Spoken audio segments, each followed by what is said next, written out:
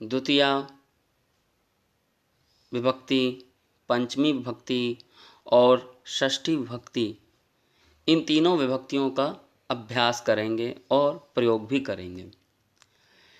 सर्वप्रथम लिंग 3 प्रकार के होते हैं, पुल्लिंग, स्त्रीलिंग और नपुंसक लिंग।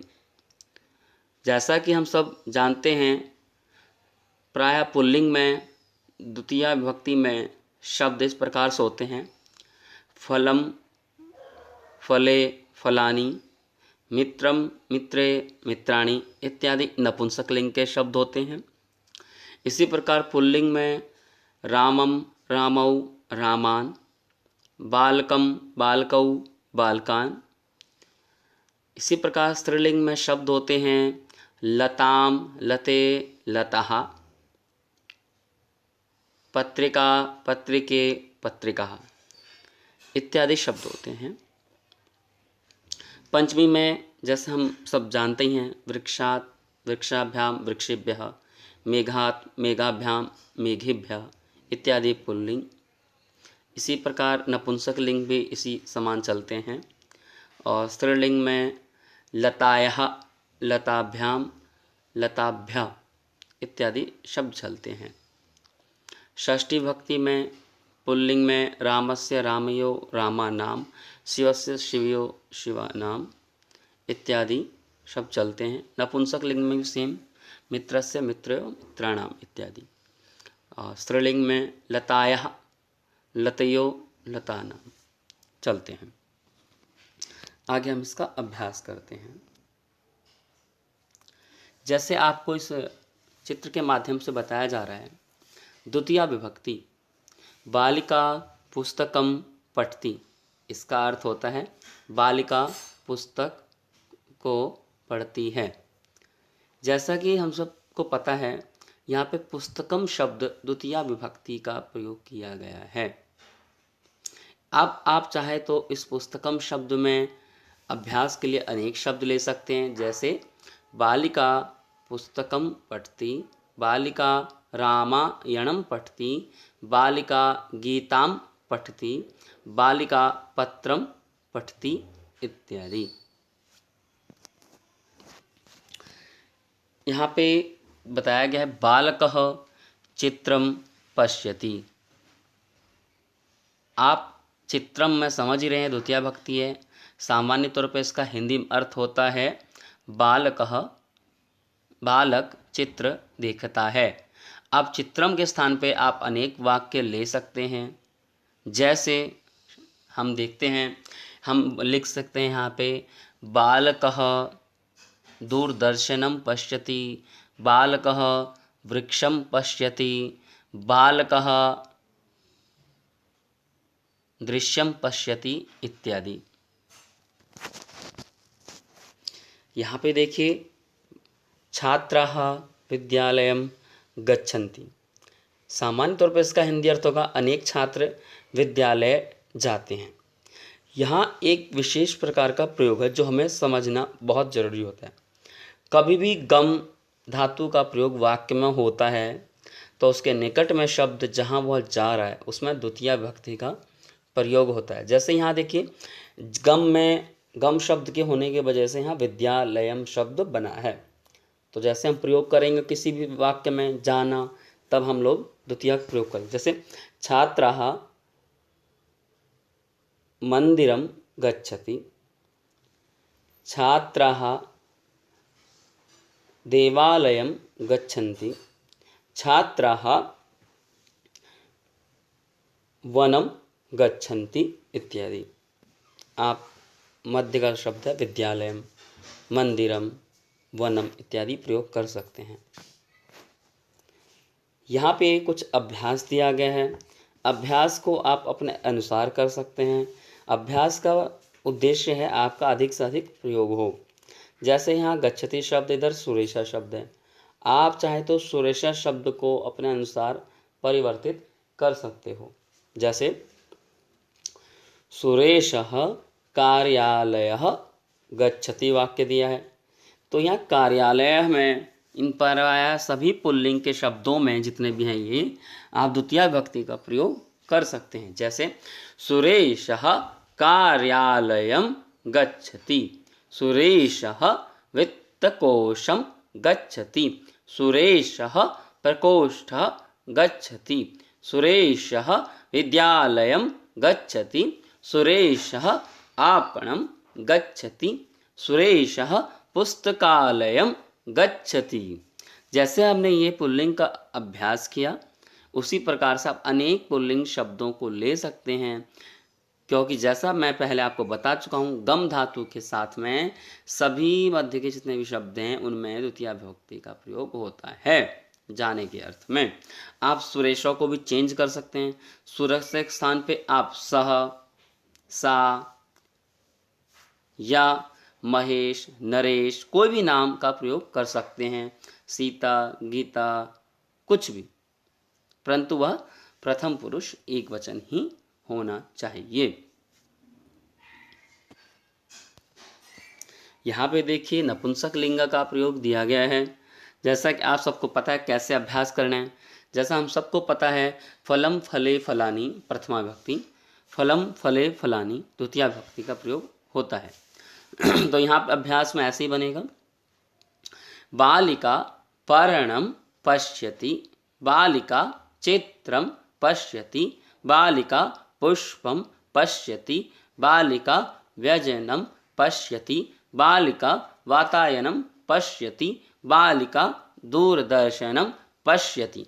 ध्यान रहे पश्यति या अर्थात दृश्य धातु के साथ प्रायः द्वितीय विभक्ति का ही प्रयोग होता है। यहाँ पे देखिए स्त्रीलिंग वाचक शब्द हैं मध्य में, और इसका कैसे प्रयोग होगा देखिए ध्यान से।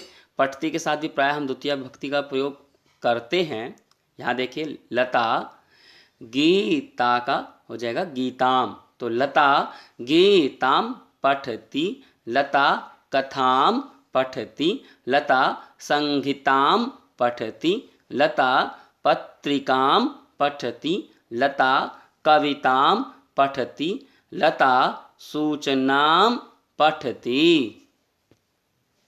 इसी प्रकार अन्य स्त्रीलिंग शब्दों का प्रयोग कर सकते हैं।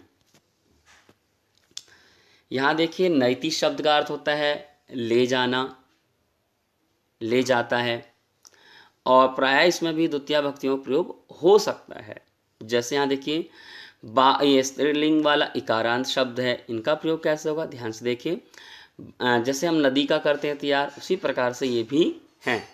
बालकः मार्जनी का क्या होगा मार्जनीम, उसी प्रकार से बालकः मार्जनीम नयति, बालकः अंकणीम नयति, बालकः कर्तरीम नयति, बालकः अष्टाध्यायीं नयति, बालकः कादम्बरीं नयति, बालकः शोधनीं नयति। इस प्रकार से आप अनेक स्त्रीलिंग वाचक शब्दों का प्रयोग कर सकते हैं। यहाँ पे देखिए आपको अभ्यास दिया जा रहा है, जैसे आप स्वयं करेंगे। यहाँ पे बालक शब्द है और पठती शब्द है। मध्य में आप देख ही रहे हैं ये मिश्रित अभ्यास है। जैसे वेद शब्द पुल्लिंग है, श्लोक शब्द पुल्लिंग है, मंत्र पुल्लिंग है, पाठ शब्द पुल्लिंग है, कथा स्त्रीलिंग है, वार्ता स्त्रीलिंग है, कविता स्त्रीलिंग है, पत्रिका स्त्रीलिंग है, काव्यम और शास्त्रम नपुंसकलिंग। आप अपने अनुसार इसका अभ्यास अपनी उत्तर पुस्तिका में लिखें।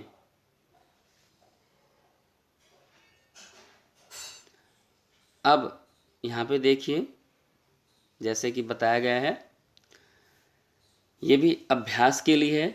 माता और ददाती दो शब्द हैं, आप इसको कैसे करेंगे इसका ध्यान आप लोग अच्छे से देखिए। यहाँ पे शब्द दिया गया है दंत कुर्चः पेटिका, ये भी मिश्रित अभ्यास है। जैसा आपको पता है कोई भी वस्तु हम किस कभी देते हैं तो जो वस्तु है उसमें द्वितीय विभक्ति का प्रयोग होता है। जैसे कि हम लोग देख रहे हैं माता, मतलब माता ददाती देती है, तो माता क्या क्या देती है इन सभी शब्दों में द्वितीय शब्द का प्रयोग होता है। जैसे आपको बता दूं दंत कुर्चा का अर्थ है ब्रुश, चषका का अर्थ होता है गिलास, चमचा का अर्थ होता है चम्मच, प्रोंछा का अर्थ होता है पोछा, स्थालिका का अर्थ होता है थाली, पेटिका का अर्थ है कोई पेटी, कोई बक्सा, घड़ी का अर्थ होता है घड़ी, कूपी का अर्थ है बोतल, वस्त्रम का अर्थ है वस्त्र या कपड़े, अन्नम का अर्थ है अन्न यानी अनाज। तो आप इनका भी प्रयोग द्वितीय विभक्ति के साथ कर सकते हैं। जैसे उदाहरणार्थ मैं आपको एक दो उदाहरण बता रहा हूँ। माता दंत कुर्च के स्थान पे क्या होगा? माता दंत कुर्चम ददाति, माता पेटिकाम ददाति। यहाँ पे देखिए जानामी के साथ जिस चीज़ को हम जानते हैं उसमें हमेशा द्वितीय विभक्ति का ही प्रयोग होता है। तो जैसे यहाँ देखिए मार्गः का आपको स्वयं अभ्यास करना है, श्लोकः का क्या होगा आपको स्वयं सोचना है, वार्ता कथा भगिनी का अर्थ होता है बहन, गीतम का अर्थ है गीत और वार्ता का अर्थ बातचीत। आप इन सभी में द्वितीय विभक्ति का प्रयोग करके, और जानामी का उचित कर्ता क्या होता है? अहम। जैसा हम सबको पता है कि उत्तम पुरुष के कर्ता के साथ उत्तम पुरुष की क्रिया लगती है, तो जानामी का तक अहम। एक उदाहरण मैं बता देता हूँ, अहम श्लोकम जानामी। इसी प्रकार से आप अन्य उदाहरण भी स्वयं करेंगे। तो प्रिय छात्रों, आप इसको अच्छे से कीजिएगा। मुझे पूरी उम्मीद है आप इसका अभ्यास करके द्वितीय विभक्ति को बहुत अच्छे से समझ सकते हैं। अभी के लिए इतना ही। धन्यवाद। नमस्कार मेरे प्रिय छात्रों, जैसा कि हम लोग पहले ही आपको पंचमी विभक्ति, द्वितीय विभक्ति और षष्ठी विभक्ति के बारे में बता चुके हैं, तो अभी हम पंचमी विभक्ति के ऊपर चर्चा करेंगे। जैसे कि यहाँ पे सही कर लीजिएगा, विभक्ति शब्द है ये। वृक्षात पत्रम पतति शब्द में जो हम वृक्षात देख रहे हैं ये पंचमी विभक्ति का प्रयोग है। अब वृक्षात आपको बताना चाह रहा हूँ कि पुल्लिंग में रामात रामाभ्याम रामेभ्य, स्त्रीलिंग में लतायाः लताभ्याम लताभ्य, नपुंसक लिंग में मित्रात मित्राभ्याम मित्रेभ्य इत्यादि शब्द बनते हैं। और अब किस किस कहाँ पे पंचमी विभक्ति प्रयोग होता है वो मैं आपको बता रहा हूँ। यहाँ पे देखिए वृक्षात पत्रम पतति, इसका हिंदी में अर्थ होगा वृक्ष से पत्ता पत्ते गिरता है, वृक्ष से पत्ता गिरता है। इसमें पतति के साथ प्रायः आप ध्यान दीजिएगा पंचमी विभक्ति का प्रयोग होता है। जो चीज़ स्थिर रहती है, जो चीज़ फिक्स रहती है उसमें पंचमी विभक्ति होती है, और जो से दूर हो जाती है उसमें दूसरी विभक्ति हो सकती है। अब जैसे कि वृक्ष फिक्स है, पत्ता अलग हो रहा, तो वृक्ष में पंचमी विभक्ति हुई। यहाँ देखिए पतति का प्रयोग फिर से आया है, तो मेघात जलम पत्ति, यानी मेघ से जल गिरता है। अब देखिए ध्यान से, मेघात, मेघ तो वहीं फिक्स है, जल नीचे गिरता है, तो किसमें पंचमी होगी? मेघ में। मेघ का क्या होता है? मेघात। यहाँ देखिए एक शब्द और है आनयति, मैं बताना चाह रहा हूँ आपको, आनयति, आगच्छति, स्वीकरोतु, स्वीकरोति इत्यादि क्रिया रूपों में भी हम ध्यान से देखेंगे कि प्रायः जहाँ से वह चीज़ स्वीकार की जा रही है, जहाँ से वह चीज़ लाई जा रही है, या आगच्छति जहाँ से वह आ रहा है, इन जैसी क्रियाओं के साथ वहाँ संभावना होती है कि पंचमी विभक्ति का प्रयोग होता है। जैसे कि हम यहाँ देख रहे हैं, महिला आपणात फलम स्वीकरोति, इसका हिंदी अर्थ हुआ महिला दुकान से फल ले रही है या स्वीकार कर रही है। तो यहाँ दुकान तो फिक्स है, वह स्थिर है, अतः इसमें पंचमी विभक्ति हुई। अब ये कुछ अभ्यास हैं जो हमें मिलकर करने हैं। जैसे आप यहाँ देख रहे हैं कुछ ये शब्द हैं और मध्य में कुछ शब्द हैं और अंत में क्रिया है पतति।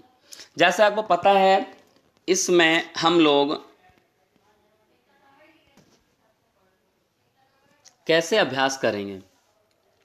पत्ती के सामने कोई भी मैंने आप जैसे लास्ट टाइम समझाया था, या प्रथम पुरुष की क्रिया का एक वचन है, यानी कोई भी संज्ञा सर्वनाम जो प्रथम पुरुष एक वचन संबंधित हो उसका प्रयोग हम कर सकते हैं।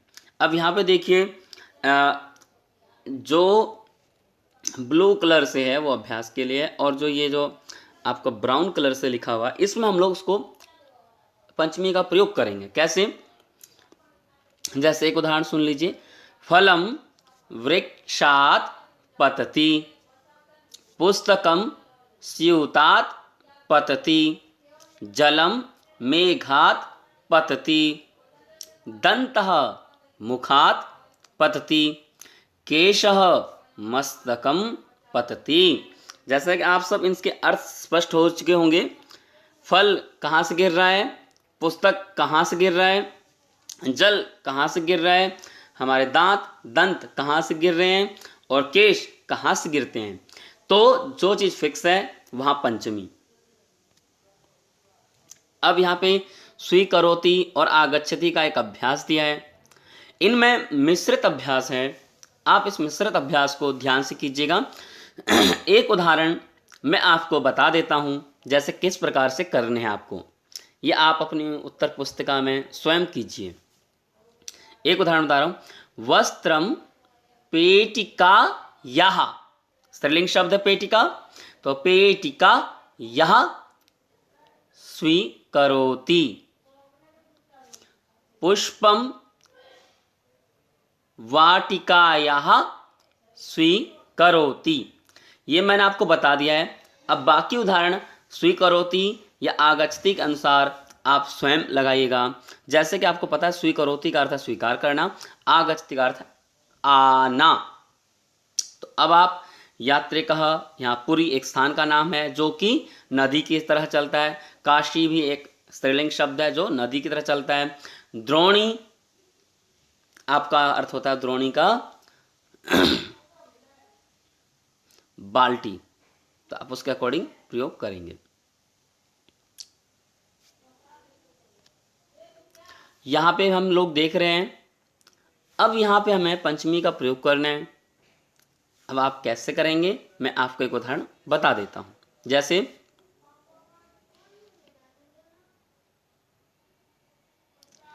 अब प्रथम जो शब्द है वहां प्रथम में तो कर्ता है और अंत में क्रिया है। मध्य के दोनों शब्दों में हमें प्रयोग करना है। किस प्रकार से? जो प्रथम वाले जो वाक्य हैं, गृहम, पत्रालय, पाठशाला, देवालय, कार्यालय, नदी इत्यादि जो शब्द हैं, इनमें पंचमी का प्रयोग करना है। और ये जो द्वितीय जो स्तंभ हैं, पत्रालय, पाठशाला, देवालय, कार्यालय, नदी, गृहम, मैं द्वितीय भक्ति का प्रयोग करेंगे। चलिए मिश्रित अभ्यास करते हैं। एक मैं आपको बता देता हूं, एक उदाहरण मैं आपको बताता हूं, या चलिए इसको मिलकर अभ्यास करते हैं। हिंदी अर्थ आप इसके लिखेंगे। जैसे यहां प्रथम लाइन में पंचमी का प्रयोग होना है। जन कह, गृहम का क्या होगा? गृहात। गृहम का क्या होगा? गृहात। पत्रालय का द्वितीय क्या होगा? पत्रालयम। जन कह गृहात पत्रालयम गच्छति। जनकः पत्रालयात् पाठशालां गच्छति। जनकः पाठशालायाः देवालयं गच्छति। जनकः देवालयात् कार्यालयं गच्छति। तो इसी प्रकार से आप बाकी उदाहरण भी लिंग के अनुसार कीजिए। यहाँ पे भी इसी प्रकार से ये बनाया गया स्लाइड, आप इसको देखिए कि कौन कहाँ से कहाँ पर जा रहा है। तो इसको मैं बताता हूँ थोड़ा सा आपको। घर है, मंदिर है, इत्यादि शब्द हैं। तो ये कैसे करना है, इसी प्रकार से आपको अपने आप भी अपने उत्तर पुस्तिका में कोई ऐसा ही क्रिएटिव सा वर्क करना है। माधव गृहम गच्छति। माधव गृहात् मंदिरम गच्छति। दूसरा एक और वाक्य बनेगा, माधव मंदिरात् विद्यालयम गच्छति। पुनः देखिए, माधव विद्यालयात् वित्तकोशम गच्छति। माधव वित्तकोशात् आपणम गच्छति। माधव आपणात् पुस्तकालयम गच्छति। माधव पुस्तकालयात् वाटिकां गच्छति। माधव वाटिकायाः भोजनालयं गच्छति। माधव भोजनालयात् गृहं गच्छति। तो जैसा कि हम सब ने पंचमी विभक्ति का अभ्यास किया, अगले भाग में हम लोग षष्ठी विभक्ति का अभ्यास करेंगे और आप इसी प्रकार से अनेक प्रकार के स्वयं भी निर्माण कर सकते हैं।